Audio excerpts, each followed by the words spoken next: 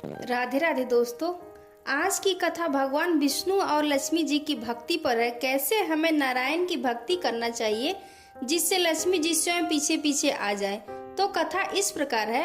एक बार भगवान विष्णु ने लक्ष्मी जी से कहा कि पृथ्वीवासियों में भक्ति बहुत बढ़ गई है। लक्ष्मी जी कहने लगी कि प्रभु वो आपको नहीं मुझे पाना चाहते हैं।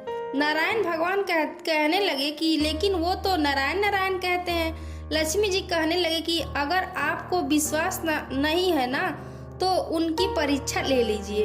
भगवान नारायण एक संत का रूप धारण करके एक नगर के सेठ के पास पहुंचे और उनसे कहने लगे कि मैं कथा सत्संग करना चाहता हूं। सेठ ने उनके रहने खाने पीने और कथा करने का पूरा प्रबंध कर दिया। पहले दिन थोड़े से ही लोग कथा सुनने आए। दूसरे दिन भक्तों की संख्या बढ़ने लगी। संत जी की कथा की प्रसिद्धि हुई तो तीसरे दिन बहुत भी भीड़ बढ़ गई। अब माता लक्ष्मी विचार करने लगी कि जब मुझे भी चलकर देखना चाहिए। लक्ष्मी जी ने एक घर के बाहर पहुंची तो घर की मालकिन घर को ताला लगाकर कथा श्रवण करने जा रही थी। लक्ष्मी जी कहने लगी कि बेटी मुझे थोड़ा पानी पिला दो।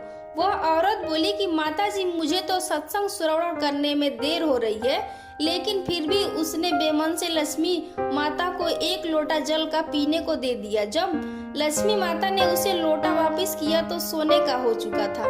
सोने का लोटा देखकर वह औरत उत्साहित होकर कहती है कि माता जी आपको भूख भी लगी होगी, खाने को कुछ लाती हूँ। उसके मन में चल रहा था कि ये प्लेट कटोरी चम्मच भी सोने का हो जाएगा।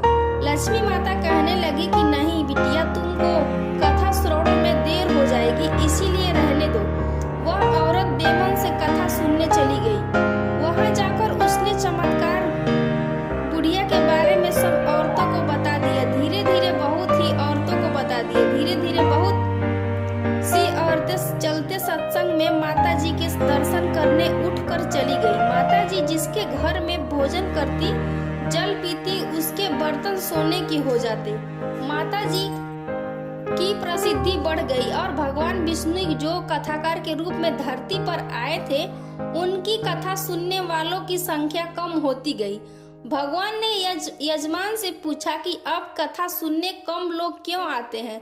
उन्होंने कहा कि नगर में कोई चमत्कारी बुढ़िया आई है। जिस भी बर्तन में खाना खाती है, पानी पीती है, वह सोने का हो जाता है।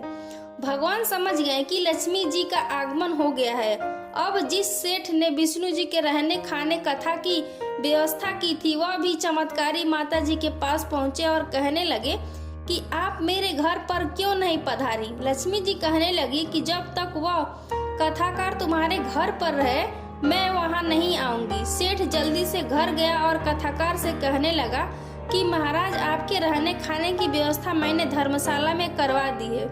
कथाकार कहने लगे कि अब तो कथा में कुछ दिन ही शेष रह गए हैं, फिर आपने मेरी व्यवस्था धर्मशाला में क्यों करवा दी। सेठ कहने लगा कि मेरे घर में आपसे भी कोई खास आने वाला है।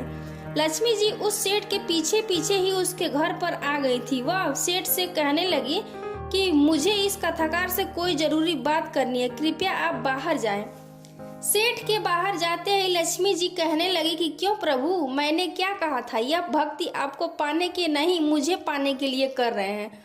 भगवान कहने लगे कि लक्ष्मी माना तुम उचित कह रही हो, लेकिन तुम यहाँ पर तब आई जब मैं नारायण संत के रूप में जहाँ पधारा और जहाँ संत कथा करते हैं, धार्मिक अनुष्ठान होते हैं, वहाँ लक्ष्मी स्वतः चली आती हैं। भगवान विष्णु अपने धाम वापिस लौट गए। अगले दिन सेठ के घर पर लोगों का तांता लग गया। हर कोई चाहता था कि चमत्कारी बुढ़िया उसके घर पर आकर भोजन ग्रहण करे ताकि उनके बर्तन भी सोने के हो जाए।